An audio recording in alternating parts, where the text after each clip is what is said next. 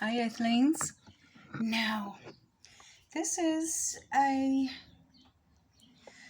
moon message for the new moon in the zodiacal house of Sagittarius. So, we're in the last outpour of the Taurus full moon outpour, and we're coming into the seeding time, the time of darkness where the moon is behind the sun for 3 days and nights before it slowly comes away the sun and then it rises. Now, in the western sky, you'll see it. So, this is what I've written. Concentrate. The time of the no moon scene is called balsamic, which is the thickening. Balsamic. And it's the concentrate.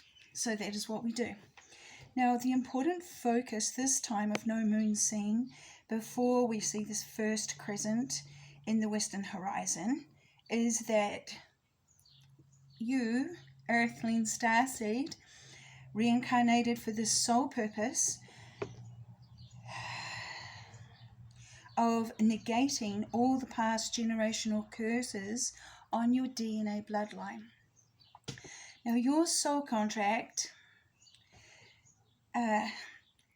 is that you are destined to overcome every challenge put before you in this life. From family primarily, but being a woman, also those who penetrate you come into play of the karmic side of it, and for men, who you penetrate. Okay, so let's just put it like that. Now, and our fate is that our own family, flesh and blood, will be karmic, most especially the ones we love. Now, including the ones who are the seed or the egg holder that conceived the children. Now, in this lifetime, our curse is actually our innocence and our naivety, believing everyone's heart to be full of love just like our own. Okay, now concentrate on every miracle that has remarkably occurred in your life to you personally. Focus on those occurrences, replay them in your mind, and write them all down in your journal during this time of no moon scene. Add details, add afterthoughts, add how it made you feel, write it all down. The zodiacal house of Sagittarius is about beliefs, different to Pisces, which is about faith. So we don't have to believe what anyone else says or promotes, and I do mean religion as well. I want you to believe in you, in your experiences, and the things that have happened to you. Miracles. Now, from this moment forward, our belief is fired up from our own experiences that prove beyond a doubt that the Most High has got you. Now, I'm just going to say one story. I turned 33, and my life was like hell, and I wrote a letter, and I only just started it. I lived far away. I lived in the forest, okay? So I was like, dear God, I hate this life so much. I don't want to be here anymore. And tears were just streaming down my face. And I had little children at the time. Anyway, next thing, there's a knock at the door, and I'm like, oh my God. So I was like, tried to like wipe my tears. And I open the door, and it's two, what were they called again? Let me just get their religion right. I was going to say Seventh-day Adventists. What are they? Mormons. It was two Mormons. And look, I lived at that time in a mill house, and there was like two streets of mill houses, and they were rented out because the mill wasn't working anymore. And I came to the door, I was crying my heart out, and they were lost. They were actually meant to go to the other mill street and the opposite end as well. I was like here and they were like there, but they stopped and they talked to me because obviously I was distraught, and literally I was shocked. And I was like, what if you have no hope? You know, how do you what makes you want to carry on if there's nothing to look forward to, and all this sort of stuff like that. And of course they gave me their Mormon book and they were trying to say something about hope, but you know what, I can't remember it. And what I do remember is that I was sitting down writing a letter directly to God, and there was a knock on the door, 2 men.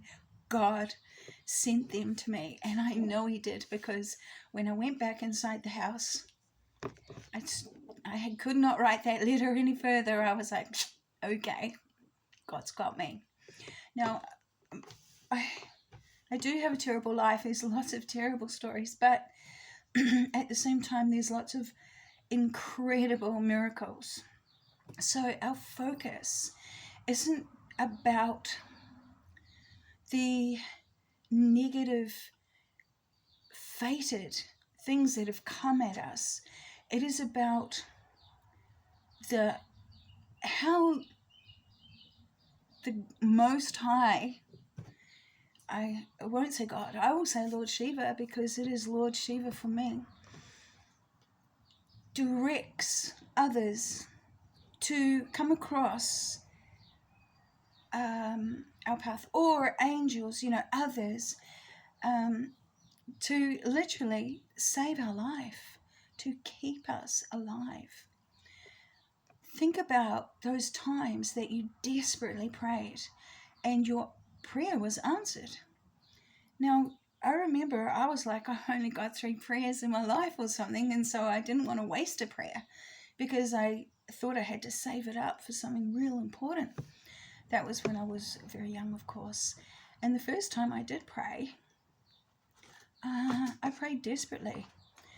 All night long, I kept my hands like this. I was very young then, and, young as an adult, I will say.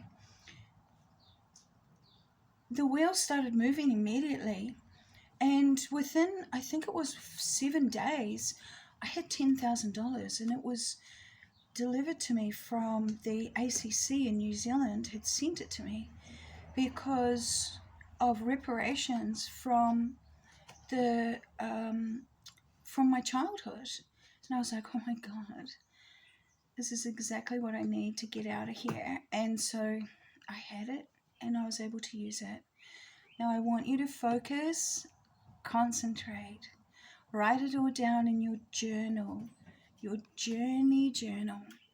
And during this time of no moon seeing, I want you to strengthen in your belief of your Most High God, who has come through for you in the most incredible moments and saved you to live.